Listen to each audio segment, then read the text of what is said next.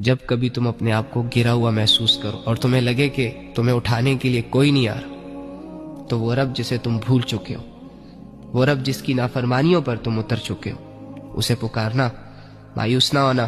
وہ بے سہارا لوگوں کا سہارا ہے، گناہگاروں کے گناہوں کو معاف کرنے والا ہے۔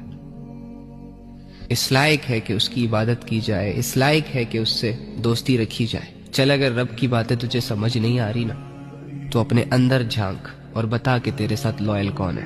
بتا کہ تجھے آج تک اللہ سے زیادہ کس نے سمجھا، کس نے سمجھایا؟ کسی نے اپنایا تجھے اللہ کے علاوہ؟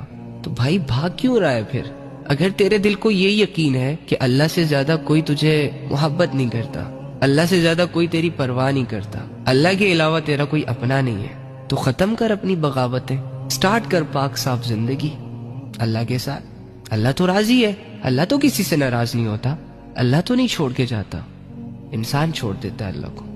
بہت بڑا فیصلہ ہوتا ہے، اس فیصلے کو کرنے کے لیے پہاڑوں سے بھی سخت ایک دل چاہیے ہوتا ہے انسان کو، کہ جو یہ فیصلہ کر سکے کہ مجھے اللہ کی ضرورت نہیں ہے، میں اللہ کے بغیر خوش ہوں۔